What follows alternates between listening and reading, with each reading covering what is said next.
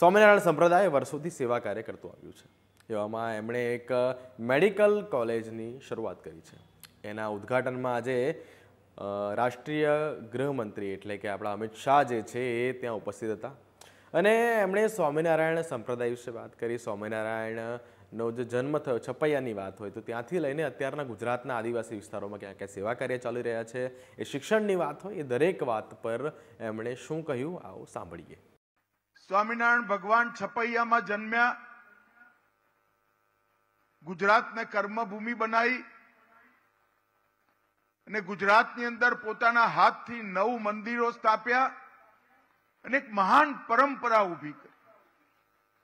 આટલા વર્ષોમાં કરોડો લોકોને વ્યસન મુક્તિ, દરેક ઘરમાં ભક્તિના સંસ્કાર અને જીવનમાં સુચારુ રૂપે જીવન જીવવાની શિક્ષાપત્રીની શીખો પહોંચાડવાનું કામ સ્વામિનારાયણ સંપ્રદાય કર્યું છે. 60ના દશકથી સ્વામિનારાયણ સંપ્રદાય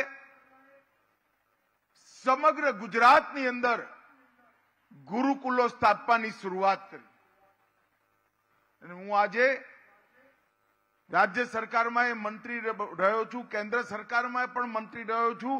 હું જવાબદારીપૂર્વક કહી શકું કે ગુજરાતમાં ગરીબ બાળકો નિરક્ષર નથી બન્યા, એની પુણ્ય કેવલ ને કેવળ સ્વામિનારાયણ સંપ્રદાયના ગુરુકુલોને ને સંતોને જાય છે. આદિવાસી ક્ષેત્રમાં, વનવાસી ક્ષેત્રમાં, પહાડો પર ગામના દલિતોના છોકરા, ઓબીસીના છોકરા શોધી ના કેવલ ભણાવવા, એક સારો નાગરિક તૈયાર કરી, એક ભગવાનનો ભક્ત તૈયાર કરી સમાજની અંદર પાછા મોકલવાનું કામ આ સ્વામિનારાયણ ગુરુકુલે કર્યું છે.